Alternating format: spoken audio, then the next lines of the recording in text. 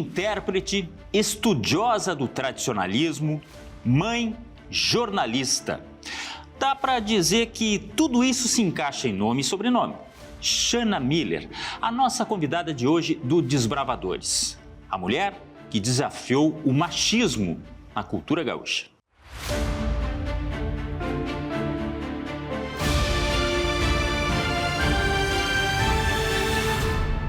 Dá para dizer que falar em Shana Miller é falar em cultura gaúcha, é falar em resiliência, é enfrentar adversidades. Shana, muito obrigado pela presença. Eu que agradeço. Deixa eu te perguntar, para começo de conversa, como é que foi a Shana criança? Ela já tinha uma visão assim de que, não, cantar é o que eu quero, é seguir neste caminho? Bom, eu sou filha de bancário, né? Então andei um pouquinho em cada lugar do Rio Grande do Sul. Isso já criou em mim uma certa capacidade comunicativa, né? Porque a gente precisava fazer amizade a cada 2 anos numa cidade nova. Morou em vários locais? Várias cidades. Então, nós somos 4 irmãos, claro que a gente já tinha a nossa própria turma, 3 irmãos homens, eu a única mulher, então já tinha um enfrentamento, né, desde criança, assim, de achar o meu lugar, né, de tentar me impor de alguma maneira. Mas a minha relação, eu gosto de contar que eu não queria ser cantora, eu queria ser primeira prenda. Nós fomos morar no Alegrete, né, o meu pai foi transferido para lá, e claro, gerente de banco naquela época, quando não tinha aplicativo, tinha que fazer as relações sociais para saber para quem dava crédito, para quem não dava. Quando o pai chegou no Alegrete, disseram para ele, bom, aqui tu tem que te associar num CTG, porque a cidade acontece no clube social, né, do centro, mas também num centro de tradições. E aí a gente foi, nunca me esqueço, assim, num almoço de Dia das Mães, e eu fiquei encantada, assim. Isso mais ou menos com que idade? Eu tinha uns 6 anos, quando nós fomos morar no Alegrete. E eu fiquei encantada com aquelas meninas vestidas, tinha apresentação da escolinha de dança, das invernadas, né, dos grupos de dança, e eu achei aquilo a coisa mais linda. E a minha mãe conta que na segunda-feira eu liguei para o CTG e me matriculei na escolinha de dança. E aí acabei levando toda a família, os meus irmãos também dançaram, a minha mãe virou coordenadora do grupo. E aí eu me encantei por esse universo, assim, da tradição e não queria ser princesa, né? Eu queria ser prenda e os vestidos longos. E inventei de ser primeira prenda. E aí, para concorrer à prenda, é uma sabatina, como diriam os antigos, né? Tu tem que apresentar provas artísticas. Eu lembro alguma coisa de uma conhecida, inclusive, que ela teve que fazer uma série de estudos, tinha uma aplicação de prova. Sim, prova escrita, prova oral, projeto social. Isso. Eu tenho várias colegas jornalistas, né? A Marisol, né? Que foi prenda na minha época também. A Shirley Paravisi também foi. A Shirley foi prenda? Uma vez nós saiu uma matéria no jornal com as 3 prendas. E somos contemporâneas, somos do mesmo tempo, assim. E aí eu comecei a estudar, então com 8, 9 anos... eu já estava envolvida com isso, assim. Eu até conto para minha mãe, eu brinco, assim, que às vezes eu penso que eu não tive infância, sabe? Porque desde pequenininha, sempre com compromisso, porque era assim, seminário do não sei o quê, lá em Tramandaí. Vai a mãe e a Shana, leva os vestidos de prenda, e aí aquela tarde, assim, de palestras, assim, eu conheci o Paixão Cortes, conheci o Nico, todas essas pessoas dentro desse universo. E comecei a estudar a tradição, o folclore, tinha prova de história, geografia, era um vestibular, praticamente, né? Então, cantar fazia parte de uma das atividades artísticas que tinha que apresentar. Era dançar, declamar, tocar um instrumento ou cantar. E eu comecei a fazer aula de violão, e o meu professor de violão achou que eu era afinada, me incentivou a cantar. Eu comecei a cantar nos rodeios, né? Concorrer, porque o CTG vai para um rodeio, assim, leva a invernada de dança, leva declamador, leva várias modalidades. E eu ia cantar. Sim, mas só uma parte aí. A Shana criança pouco brincava e muito mais tinha compromisso? Eu descobri isso na terapia. Certamente teve consequências, né? Pro bem e pro mal. Eu digo que eu fui brincar de Barbie com 13, 14 anos, assim, tive um voltar à infância. Claro que eu brincava na rua, morava, né, no interior, tinha essa coisa de brincar de rua mesmo, mas eu sempre tive compromisso desde muito cedo, assim, então é um envolvimento muito sério, sabe, primeiro do estudo, né, porque tinha a escola. E aí, final de semana, eu me lembro quando eu fui concorrer à prenda, eu perdi o concurso de Mirim, tá? É uma das grandes frustrações na minha vida. Porque tem faixa até o 3º lugar, né? Primeira, segunda, terceira, eu fiquei em 4º. Puxa. Fiquei naquele lugar que nem tu perdeu e nem ganhou, né? Aí eu disse, olha como eu era metida já desde pequena. Isso foi com 9 anos. Agora eu vou à juvenil e vou ganhar, quer ver? E aí fui concorrer à prenda juvenil e fui primeira prenda juvenil do Rio Grande do Sul. Eu tinha uns 13 anos. E, enfim, tinha que manter essa coisa do colégio, tinha que manter essa coisa do... Eu pegava um ônibus em Alegrete, ia para Santa Maria na sexta de noite, passava o sábado e domingo estudando com uma ex-prenda, né, que me ajudou a me preparar para o concurso de prenda do Estado, Adriane Iop. E pegava o ônibus domingo de noite para chegar segunda-feira e ir para o colégio. E na época não era asfaltado, era estrada de chão, ia para São Vicente, né, Manuel Viana ali. Então, assim, tinha toda uma dedicação, assim. Mas aquilo te trazia satisfação. Muito. Senão não teria continuado, a mãe certamente. disse, tu conta isso hoje, mas quem queria era tu, eu só te acompanhava. Pois então, e como é que era dentro da família? Você falou que são 4 irmãos, mas a única menina e 3 irmãos, essa relação. Nós somos muito amigos, né? Nós somos bem próximos, assim, eu tenho 45, os gêmeos têm 47, o meu irmão mais velho, 48, e o mais velho tem 49. Então, os nossos amigos sempre foram os mesmos, a nossa casa sempre foi a casa que os amigos iam, que era a casa das festas, né? Então, e sempre muito relacionados com a arte, apesar dos meus pais não serem artistas, né? A minha mãe é professora e formada em Direito, e o pai é economista, mas a nossa casa sempre foi uma casa de muita arte, assim, de discos.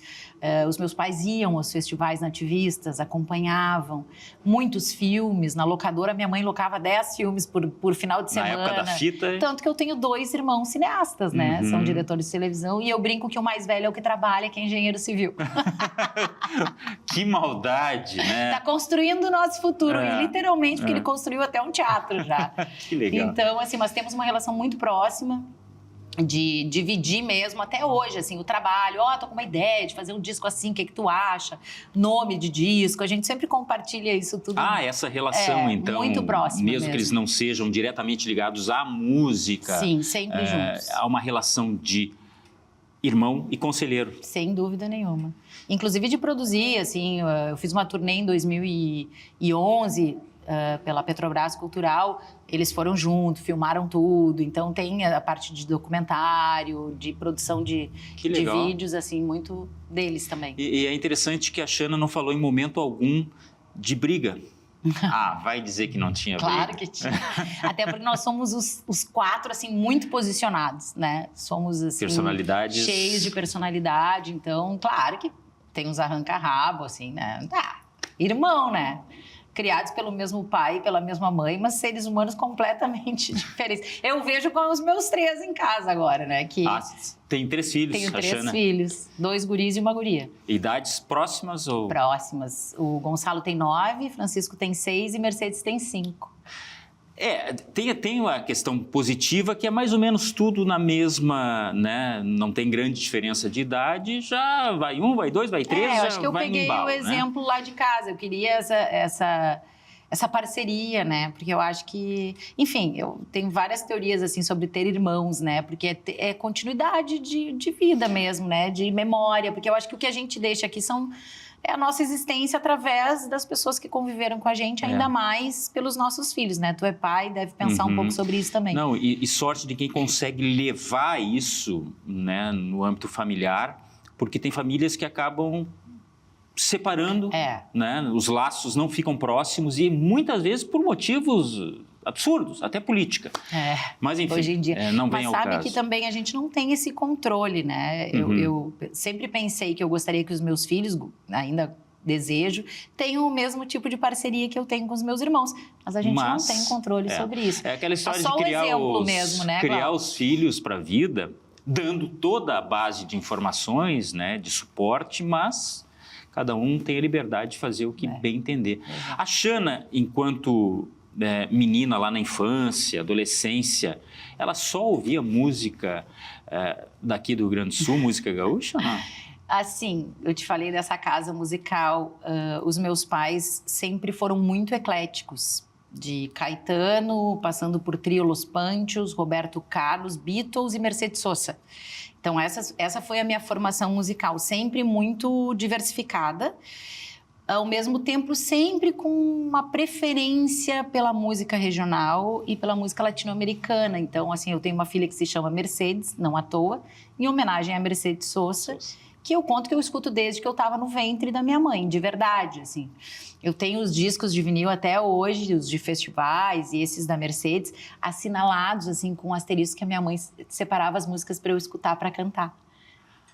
Ela fazia tipo uma playlist analógica, exato. Ia lá e sinalizava. Então, assim, a minha formação sempre foi muito eclética, mas me lembro, assim, quando nós íamos viajar de Alegrete para Canasvieiras, por exemplo, que a gente ia veranear.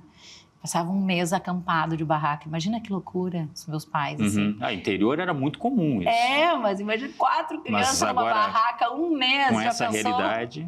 E aí, a mãe gravava aquelas fitas cassete, né? E aquilo ia, sei lá, escutando Luiz Carlos Borges. Eu tenho memórias, assim, do Borges, muito presente na minha infância, do Telmo de Lima Freitas, da Mercedes, enfim. Me vejo dentro do carro, assim, viajando e ouvindo São coisas inesquecíveis, esse repertório. Né? Aliás, da infância, não sei se acontece com a Xana e com outras pessoas, eu tenho memórias olfativas. Nossa! Tenho memórias das noites de verão, porque o barulho do cheiro grilo, da terra molhada, assim, eu tenho umas memórias. O olfato, assim, é muito presente para mim nas memórias. Coisa, até da comida, né? Alguma Mas coisa sabe que eu estava lendo um livro da Rosa Monteiro, agora há poucos dias, e ela falava um pouco sobre isso, né? Que a gente é, de uma certa maneira, um romancista da própria vida. Porque muito a gente lembra e muito a gente recria daquilo que a gente viveu a partir das memórias que a gente também vai perdendo. A gente lembra uma coisa e vai criando. Eu vejo isso pelos meus irmãos gêmeos, eles são gêmeos. E um conta uma história e o outro diz que foi com ele. Ali uma... então uma simbiose, claro, deles, mas ao mesmo tempo é isso, assim, a gente também vai recriando algumas coisas, eu acho, dessas memórias, né, que a gente vai perdendo também, né, vai ficando mais velho e não vai lembrando de tudo. Claro, mas aí a Xana foi ser jornalista. Jornalista. Mas isso por uma influência de alguém, porque queria, de alguma forma, estar no meio televisivo, sei lá, da imprensa... Sabe, tem uma entrevista minha quando eu era prenda, tinha um jornal chamado Tchê Gaudério, que era um jornal que circulava dentro desse universo da tradição, do tradicionalismo. E na entrevista eu perguntava, o que você quer ser quando crescer? Eu dizia veterinária e jornalista. Então, assim, sempre foi um desejo meu, nunca foi para trabalhar na televisão, não era a minha vontade, era para escrever, eu sempre gostei muito de escrever. Tinha facilidade para fazer o que a gente chamava na escola de composição. Muita facilidade. E não componho muito música porque vou escrever e escrevo uma notícia, assim, sabe? Essa coisa mais cronista, mais prosa mesmo, assim, o verso não é o meu forte. E eu sempre gostei muito de escrever. Eu tenho... O meu pai, esses dias, me mostrou uma carta que eu escrevia para ele. Quando eu queria me comunicar com as pessoas, de alguma maneira, eu escrevia. E até hoje eu uso muito isso nas minhas redes sociais, sempre as minhas crônicas. Sempre tive esse olhar, assim, de observar muito, muito observadora e de fazer uma análise crítica a partir da minha, né, das minhas vivências sobre o mundo. Então, acho que esse lado questionadora que sempre me acompanhou desde muito criança, e os meus pais contam isso, que eu sempre fui muito questionadora, que acabou me dando essa vontade de trabalhar com a comunicação, mas não tinha nenhum jornalista na família, não tinha teve nada, ninguém nenhuma de influência, referência próxima, assim. Acho que foi essa vontade de me comunicar com o mundo. Onde é que você cursou? Na PUC. Na PUC, em Porto Alegre, em Porto Alegre, já. Isso aí, já estamos falando, então, de uma Xana que já havia se transferido para a capital? Eu vim para estudar. Para estudar, né? Os meus pais, o pai e a mãe ficaram em Santa Cruz do Sul, que foi onde o pai se aposentou. E eu passei no vestibular, um dos meus irmãos já estava em Porto Alegre, os outros 2 vieram de transferência e nós moramos 11 anos juntos no Bonfim. Que legal. Estudando na PUC, enfim, os meus irmãos são formados em publicidade, na época não tinha cinema ainda da faculdade, e o mais velho, como eu disse, em engenharia civil. E aí vim morar em Porto Alegre com 16 anos, fico pensando que coragem, né? Não tinha celular, eu descia no orelhão para ligar para os meus pais. Mas fazia parte do sonho da Xana. Certamente ela encarou o desafio assim, sem receio não, mas sem pensar em desistir. Não, eu fico preocupada com a minha mãe. Como bom, é que teve coragem, né? Isso aí é verdade. E eu passei no vestibular em Santa Cruz do Sul, em primeiro lugar, e a minha mãe disse, ela disse que não. Ela disse que eu inventei isso. Quem sabe tu fica em casa, né? Coisa de mãe. Eu digo nem pensar, eu vou morar em Porto Alegre. E partiu Porto. Eu tenho que fazer um rápido intervalo. Já voltamos com a Shanna Miller, contando essa história maravilhosa de vida. Estamos mudando para Porto Alegre. Segura aí.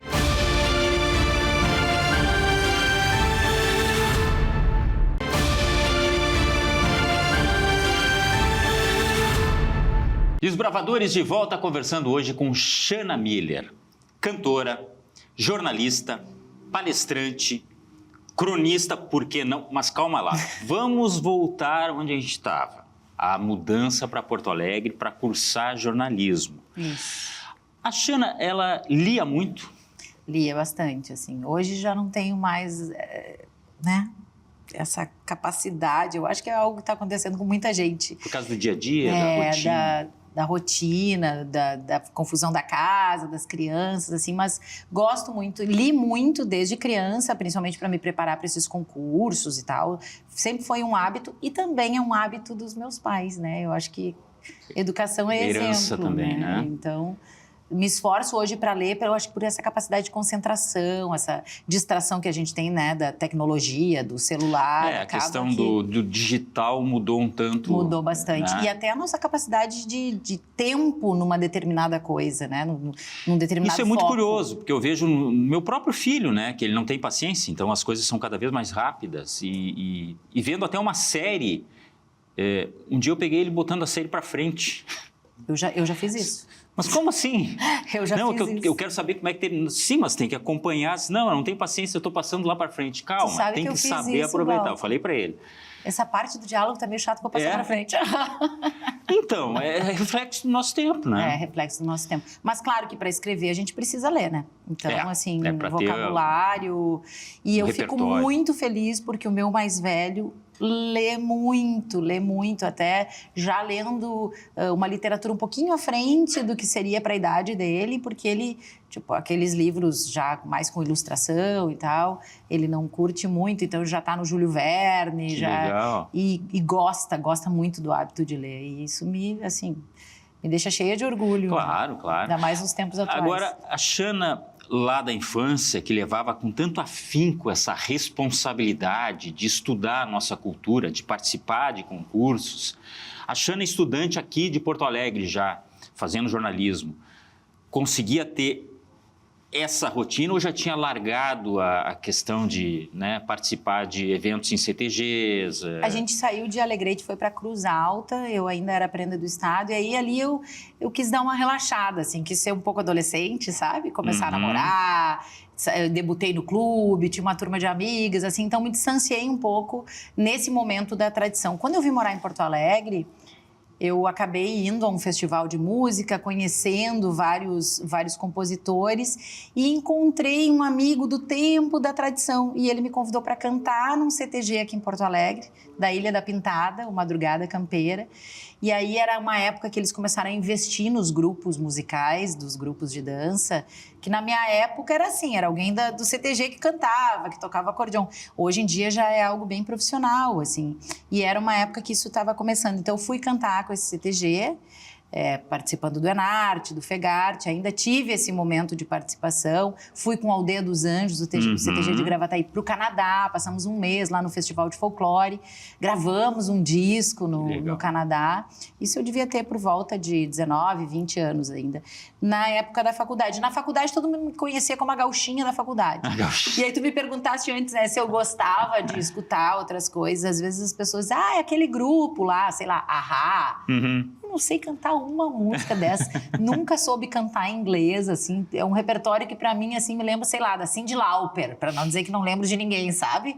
Então o meu repertório nunca foi muito esse. Eu pergunto até porque naquela idade era muito comum sair para ir para uma danceteria, né? Eu ia, mas não sei cantar nenhuma, viu? Não escutava em casa. Não escutava definitivamente, assim, e eu nunca gostei de escutar coisas que eu não entendesse.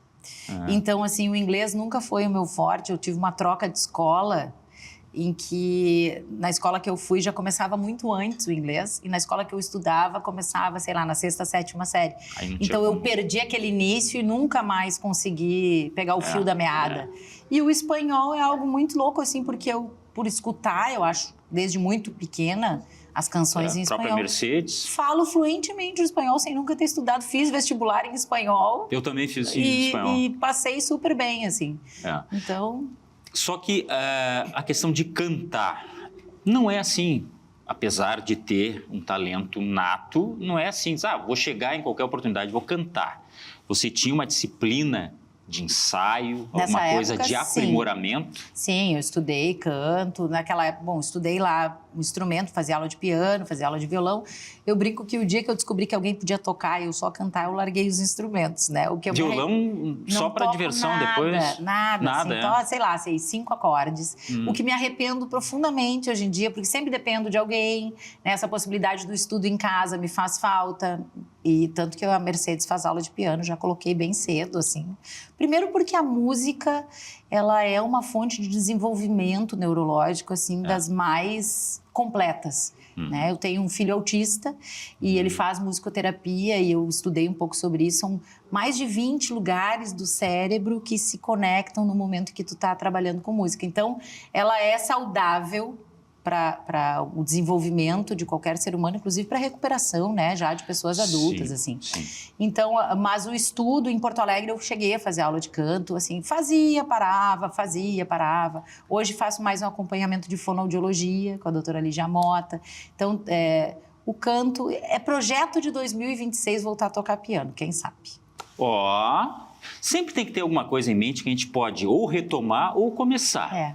Isso dá aquele friozinho na barriga, é um desafio. Eu sou dessa Sou aquariana, opinião. Né? Então, assim, eu tô sempre querendo uma coisa nova, pensando um pouco no esoterismo. Mas pensando na Xana lá, que já era questionadora, também faz parte da personalidade, e esse desafio também, né? Sem dúvida. Só me diz uma coisa, aí, concluído o curso de jornalismo, agora eu vou seguir jornalista ou não? É que tudo aconteceu enquanto eu estava na faculdade de jornalismo. Eu tive essa conexão, de novo, com o CTG.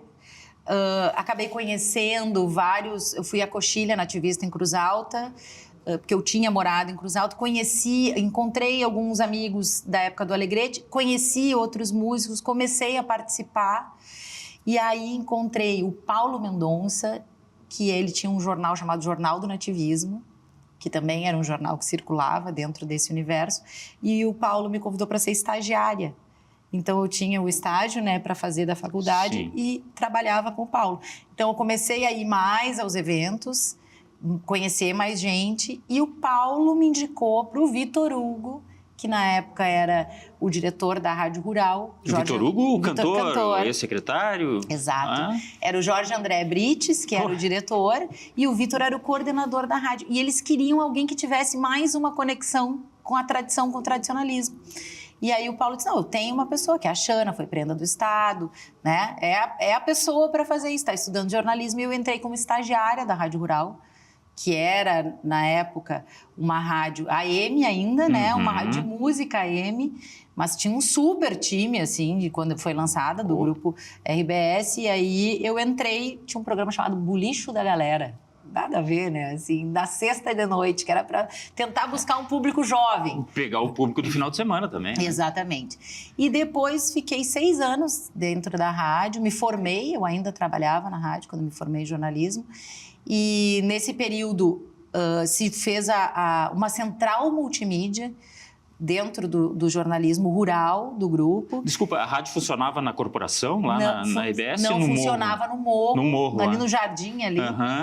E primeiro lá em cima nas rádios, depois ela desceu para ali e ali se formou essa central multimídia que juntou o Caderno, Campo Lavoura de Rádio Gaúcha, enfim, todo o setor rural. Tanto que foi meu trabalho de conclusão da faculdade, foi a primeira central multimídia do agro. Olha como eu estava já ligada no que viria a acontecer depois. Da comunicação brasileira, foi a primeira central multimídia. Legal.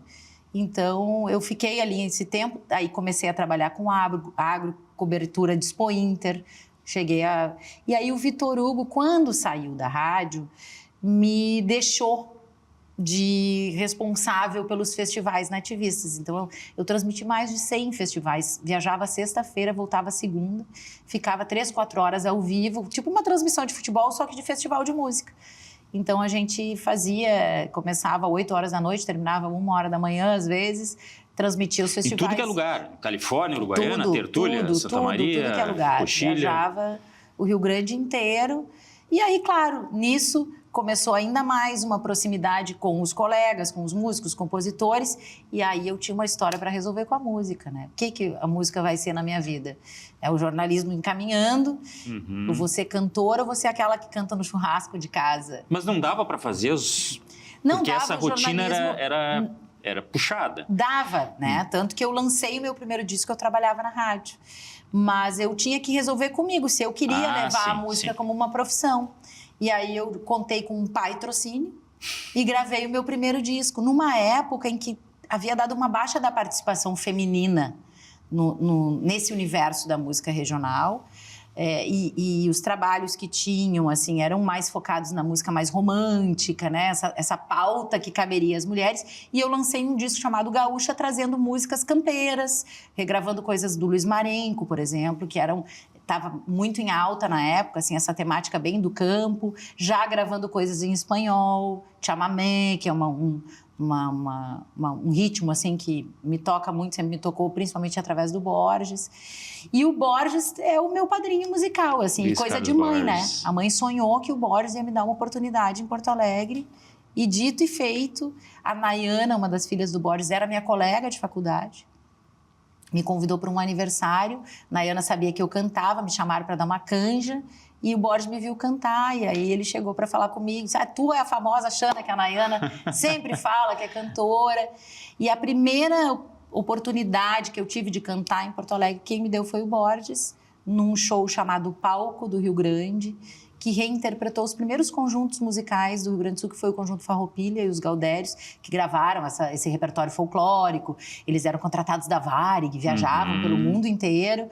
E era um show com 13 artistas. E de novos era eu e o Pirisca. O Pirisca é grego? O Pirisca nosso colega aqui. Isso, o Pirisca recém tinha começado também a participar dos festivais, né? O Pirisca vinha de uma história do rock, lá em Uruguaiana, tinha começado a participar dos festivais, então a novidade era eu e o Pirisca. De resto era o Vitor Hugo, Vinícius Brum, Luiz Carlos Borges, só a Loma. Que né? turma, Uma hein? turma, então foi uma experiência incrível, assim. Eu acredito em destino. Você viu como as coisas encaixaram, né? Onde era para acontecer, no momento que era para acontecer e com as pessoas. E o Borges, assim, foi... E assim, a figura mais importante quando eu penso, assim, na minha carreira, que sabe? coisa forte, né? Luiz Carlos Muito. Borges é muito forte, assim. Onde ele passou, ele deixou uma marca, assim, que realmente é muito forte. Mas eu imagino que o momento em que houve o convite para participar do Galpão Crioulo tenha sido, assim, um título. Foi... eu brinco... Vê que eu brinco com várias coisas. Que eu me preparei a vida inteira para ser a apresentadora do Galpão Crioulo, sem saber que eu saberia. Um ano antes, eu me lembro que tinha um câmera que trabalhava na TVE e o Glênio Fagundes tinha se aposentado. E esse rapaz me acompanhava na Rádio Rural, me mandou um e-mail dizendo, por que tu não vai lá? Leva o teu currículo, de repente tu apresenta. E já havia essa conversa com a Rô Orlandi, que era a diretora do Galpão, e com a Alice Urbim, de uma vaga para mim de repórter dentro do Galpão Crioulo. Mas era uma vaga que não existia. Mas elas queriam muito essa ideia de trazer os festivais, como eu trabalhava muito na época da rádio nisso, nunca se concretizava. E aí eu fui lá no Pedro Osório e disse, eu vim me candidatar para ser apresentadora do Galpão Nativo. Sendo que a TV nunca foi a minha vontade. Na verdade seria a primeira experiência em TV. E foi. E aí o Pedro Osório me contratou. Eu fiquei 1 ano apresentando o Galpão Nativo, junto com o Cachoeira. E aí, nos 30 anos de Galpão Crioulo, que foi quando se anunciou a aposentadoria do Nico, a Alice me chamou e disse, chegou um momento. aquela hora... Nós estamos falando de que ano isso? Eu não lembro 2014. mais. 2014. Minto, 2012. 2012, tá. eu entrei no Galpão. Tá. E aí, isso foi, sei lá, maio Em agosto, dia 26 de agosto, eu fiz a primeira gravação na Expo Inter, no palco, já foi uma gravação de palco. E era muito diferente, aquela experiência de TV, aquela... Muito, né? A TV tem... Embora palco não fosse novidade. Eu gosto do rádio, porque não sei se vocês perceberam, mas eu gosto um pouco de falar, né? Ainda e o rádio bem. eu improviso, então eu podia falar horas, não tinha silêncio. A TV, tu tem aquele espaço mais... É uma disciplina, né? Medido. Tem uma questão de ter um Nico Fagundes, Nossa. que era uma identidade do programa, depois o Neto, enfim. Eu acho que assim, tem muitas camadas, como se diz, né, nessa minha participação no Galpão, onde eu fiquei durante 10 anos, que parece uma década, né, muito tempo. Fui a primeira mulher a apresentar o programa, eu acho que isso é muito significativo, apesar do programa sempre ter tido a participação feminina, de mulheres cantoras, desde a primeira edição, desde o primeiro programa que foi ao ar. Ter uma mulher todo domingo, né? Depois todo sábado e domingo, naquele lugar. O Galpão é um lugar que, historicamente, as mulheres não podiam ir, né? Na estrutura da Fazenda, o Galpão não era um lugar permitido para as mulheres. Então, tem toda uma simbologia, um significado por detrás dessa presença ali feminina, né? Então, assim, claro que tinha esse olhar, assim, porque o Galpão era do Nico, ainda é, né, o Galpão do Nico. Ele construiu a cara do programa, com muita sabedoria, com muita inteligência e com muito conteúdo, né? Tinha uma responsabilidade muito grande nisso, mas eu também nunca, assim, me senti acuada por essa presença do Nico, porque eu sempre entendi que o meu viés era outro ali dentro, era muito mais jornalístico, de conteúdo, de pesquisa, sabe? Do que as histórias que o Nico sempre tinha, de vivências dele, enfim, e o próprio conteúdo de literatura, né, dos tantos livros e pesquisas que ele fez. Então, eu sempre tive esse olhar de roteiro, um outro olhar, um olhar mais jornalístico, mais televisivo, assim mesmo. Eu acho que as coisas fecharam muito bem, inclusive, naquele ciclo, porque o Nico... Como você falou, era a cara do programa, mas o programa agregou muita qualidade com a Xana a partir do momento que ela tinha esse olhar. Que ela tinha essa coisa de ser jornalista, mas era profunda conhecedora também das nossas raízes. Eu preciso fazer mais um intervalo e já a gente volta falando mais sobre Xana Miller. Recém chegamos no Galpão Crioulo, tá? Tem muita coisa para contar. Segura aí.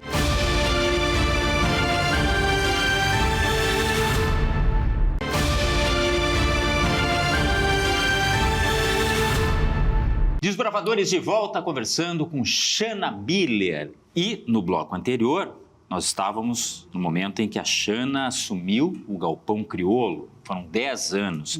E falávamos também da simbologia. Por quê? É um ambiente ainda machista, a gente sabe, né? Do tradicionalismo. Ele tem entradas muito grandes agora das mulheres, mas... certamente muita coisa a ser desbravada, aproveitando o título do nosso programa. Você sentiu isso naquele momento também? Eu acho que em muitos momentos, né? Eu já cheguei a ouvir, por exemplo, assim, no meu rodeio mulher não faz show, né? Ou eu não componho para mulher cantar. Não quero que tu componha para mulher cantar, quero que tu componha uma música das tuas. Então, eu acho que existe porque a cultura gaúcha, o que a gente entende hoje como tradição, ela foi construída em cima de uma figura masculina, né? Dessa figura do gaúcho, bravo, aguerrido e forte. Foi um movimento criado por 8 homens. Não havia a presença de nenhuma mulher quando eles foram lá na Pira da Pátria tirar uma centelha, criar a primeira ronda, né, que deu origem a todo esse tradicionalismo. Então, o masculino sempre foi preponderante. Apesar de, te contei, né, do meu preparo para ser primeira prenda, a parte cultural está sempre muito na mão das mulheres, né? Então, assim, desde o concurso de peão Farroupilha Mirim, ele é muito posterior ao concurso de prendas, né, mirim juvenil. Então, assim, tu vê que as meninas sempre tiveram um preparo muito mais cedo desse universo, desse conteúdo. Você sentia isso muito mais no interior? Ou não tem essa... Eu acho que isso está intrínseco, assim, em pequenos detalhes, como é na sociedade de um modo geral, né, Glauco? A gente não tem essa noção para dizer isso aqui. Claro que existem fatos pontuais de machismo, mas olhando para esse universo masculino, onde tudo é criado e construído em cima dessa figura, desse entendimento, desse olhar masculino, né? Eu acho que esse é o processo que a gente vem tentando, e há alguns anos já é uma bandeira que eu levanto, um trabalho que eu faço de construção, apesar de nem quero entrar muito nessa pauta, assim, de ter batido de frente já muitas vezes em função do meu posicionamento, e sabe-se que quando uma mulher se posiciona é muito diferente de quando um homem se posiciona, ainda mais questionando estruturas, né, tão arraigadas e que mexem em algo muito conservador. A tradição é algo muito conservador. Então, qualquer questionamento que venha trazer esse olhar, ele já é visto de maneira difícil, assim. E quando parte de uma mulher, aí o machismo aparece de uma maneira assim, né? Que te mandam lavar a louça, enfim, encosta a barriga no fogão, e aí isso aparece de uma maneira muito clara. Mas eu tentei e tento ainda hoje buscar soluções. Não só ser aquela pessoa que está de trás olhando e dizendo isso aqui está errado, isso aqui está errado. Tá, geri minha crise e agora o que eu faço com isso, né? Então, por exemplo, eu olhei e enxerguei que no universo da música regional quase inexistem compositoras. Hoje eu já não posso dizer isso. Mas assim, a gente não enchia uma mão. Berenice, Azambuja, a Mary Terezinha tem algumas coisas. Tu entende? Assim, foram... Geralmente eram intérpretes. Quando muito instrumentistas, que também é algo que vem mudando. E aí foi que eu criei um festival de música chamado Peitaço da Composição Regional, que é um festival imersivo, que está na 5ª edição já, buscando esse olhar e essa capacitação para as mulheres, para entender, primeiro, por que a gente não compõe? Que aí tem algo social também, Sim. né? Porque é muito mais difícil para a mulher expor o que sente, o que pensa, né? E sair desse lugar. Muitas histórias surgiram lá de artistas, intérpretes, que também faziam parte da composição de uma música. Muitas vezes o nome dela não estava lá, né? Porque ela era intérprete. Então, assim, é um evento que busca sempre ter oficinas ou de criação poética, de criação musical, de literatura, e onde convivem gerações. Nós somos 4 gerações convivendo juntas. Eu te falei da Loma, por exemplo, da Auristela Alves. A Auristela foi... a Nair e a Auristela, Nair Terezinha e a Auristela Alves, foram as primeiras a subir o palco na Califórnia da canção uruguaiana. E essas mulheres estão lá convivendo comigo, que já sou a 3ª geração, e com as gurias que vieram depois de mim, que já são a 4ª geração. E estamos lá tentando entender por que esse lugar não era nosso, compondo, criando, nos instrumentalizando para essa criação, e de lá já tirando essas músicas para o mundo. Então, hoje a gente já tem... na Califórnia da canção, por exemplo, tinha 3 mulheres compositoras, que é história isso, é uma construção de história. Então, eu acho que eu saí um pouco também desse lugar só de criticar, que eu acho que isso é muito importante, né? A gente olhar o universo, entender o que está acontecendo, entender onde é que a gente pode atuar para transformar. Fazer, realmente fazer. Então... E aí, então, já passamos para a nova fase da Xana, pós-Galpão Crioulo, que você certamente pensou, são ciclos, né? A gente sabe como é que funciona, há 10 anos. Tem uma disciplina também tudo muito regrado, tem horário de gravação, tem shows que aconteciam no interior, gravações de programa no interior também. Sim, então, sim. Enfim, você resolveu daí, né, sair para o mundo. Você hoje canta, dá palestra, que mais? Cuida dos filhos, produz conteúdo. Eu acho que tudo isso assim também contribuiu para essa saída, né? Eu acho que às vezes a gente olha para um lugar e não se encaixa mais, né? Eu acho que tem isso que também. É natural, assim, não é nada forçado, não, assim. Não me queriam assim, mais. E principalmente como artista, né? Tu vai para uma outra fase, então tu quer experimentar outras coisas. E junta a comunicadora com a artista, então, né, a experimentação é algo super importante. Quando eu comecei esse olhar assim para o feminino, eu ainda estava no Galpão. Então, geri crises lá dentro também, né? Enquanto empresa, por exemplo, assim, do Galpão, por exemplo, perder patrocinador pelo meu posicionamento. Então, são coisas que foram também, assim, me dizendo, talvez eu tenha que ir atuar num outro lugar mais independente, né? Que eu banque as minhas ideias sozinha. Ao mesmo tempo, fui mãe durante o Galpão, né? Os meus 3 filhos nasceram, eu apresentava o programa. há uma demanda grande, né, das crianças nessa primeira infância e que eu queria esse olhar para eles, queria mais disponibilidade de ter esse olhar para eles. Eu te falei, tive o diagnóstico do Francisco durante esse período também, é uma demanda grande e é um propósito que se apresenta também. A gente falou de palestra, quer dizer... Pois é, o que seriam os temas das palestras? Eu hoje trabalho com palestra de inclusão, né? A minha amiga Bel Ferrari, querida, a gente troca muito isso, porque eu senti que esse era um propósito. Imagina, eu sou comunicadora, tem milhares de pessoas que me acompanham. Por que eu não vou usar esse instrumento? Porque não é só lidar com aquilo, é repassar experiências, isso, né? É o mais importante. E aprender também. Porque eu quero preparar o mundo para lidar com o meu filho. Esse é o meu papel. E ajudar outras famílias. E chamar a atenção da sociedade sobre a diversidade, sobre a diferença, né? Somos todos diferentes. Então, eu trabalho um pouco nessa área.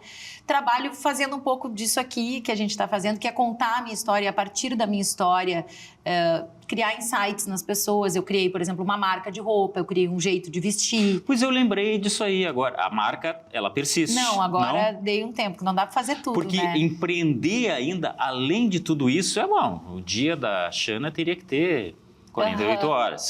Mais ou menos. Mas é que eu acho que ser artista a gente está sempre empreendendo também, né? Também, porque claro. A gente hoje atua em várias pontas, né? Desde o show, o pensar o show, a criação artística, mas também está lá pensando no projeto para a Lei Rouanet, entende? Para circular pelo Brasil e ao mesmo tempo tu Você tá tem em contato muita gente que com ajuda ou não? Não, eu tenho uma pessoa que trabalha comigo só. É mesmo? E não faz muito tempo, porque eu sou meio controladora, assim. Não, às vezes é por isso e às vezes as pessoas não se encaixam. Não é um universo função, também assim, onde a gente dispõe de muitos profissionais capacitados, né? Não. Então, tudo isso. São 21 anos de trajetória musical profissional, que é a minha história, a minha vida, né? Mas o meu nesse bem. contexto, Xana, como é que está agora a cantora? Ela consegue desempenhar? Ela consegue percorrer lugares do estado? Sim, viajo Tem uma bastante. agenda que consegue controlar? Eu vivo disso. Né? Hoje vivo da música, dessas atuações em palestra e, claro, criação de conteúdo, né? Que é uma porta que abriu para a gente, que é onde eu atuo como jornalista. Né? A jornalista está nessa criação de conteúdo. Eu uso muito as minhas redes sociais para essas pautas que me interessam. Né? A cronista está ali na rede social e, claro, é uma oportunidade de trabalho que surgiu para a gente e que eu trabalho com muito cuidado dentro desses segmentos nos quais eu me identifico, da tradição, do setor do campo, né? Que eu tenho uma vivência grande nisso, enfim, de família, e dentro dessa pauta da inclusão também, assim, é um espaço que eu busco chamar a atenção das pessoas ali nesse lugar, assim, da rede social, que a gente sabe é onde está muita atenção das pessoas hoje em dia, às vezes mais do que no dia a dia de né, da mídia tradicional. Então, a cantora está muito atuante. O ano passado eu tive um ano de comemoração de 20 anos de carreira, com um show latino-americano, que era um desejo que eu tinha desde criança, né, de cantar só esse repertório. Esperei ter maturidade e de ter uma carreira consolidada para poder trabalhar exclusivamente com esse olhar. A ideia é circular pelo Brasil com esse show agora, produzir coisas aqui, estou no processo de produção de novas músicas, sempre criando, né, e viajando pelo Rio Grande do Sul. Não, é muito bom saber, porque a responsabilidade ela não é pequena. Ela é enorme, enorme. No nosso cenário cultural, que é limitado, né? Vamos falar aqui do Rio Grande do Sul, existe falta de apoio, existe crítica, às vezes, infundada. E a Xana lembrou bem, é empreender também. Quem vive de cultura é empreendedor. Só que a gente não sabe nunca o que vai acontecer amanhã, né? Glaucia, a gente tem o que é bom e é ruim, né? Uma dualidade, assim. A gente tem um mercado de música autônomo no Rio Grande do Sul.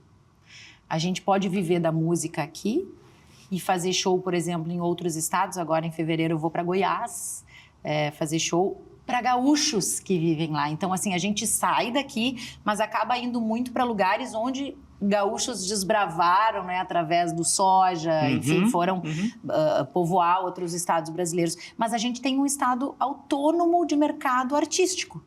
Né? Um artista, para viver da música, ele não precisa ir para o eixo Rio e São Paulo. E, claro, ao mesmo tempo, isso nos limita. né? A gente também não trabalha muitas vezes para isso.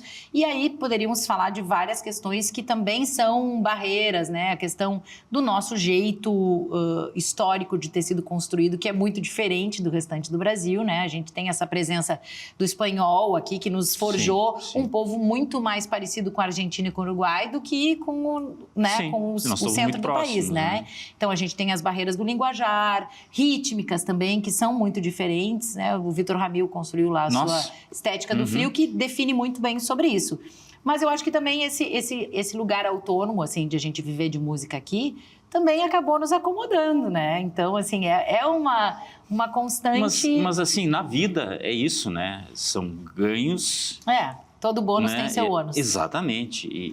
E algumas coisas que a gente perde. Eu, inclusive, andando por aqui, porque eu moro nas redondezas, não é raro encontrar o Humberto Gessinger, que também deve morar por aqui. Ele está sempre andando na rua. Eu fico pensando, será que é a opção dele continuar morando aqui, porque ele poderia ter ecoar muito mais no eixo Rio-São Paulo, mas acho que ele já está numa fase da vida dele que ele consegue ter essa qualidade que ele quer de vida aqui. Muito provavelmente ele viaja muito.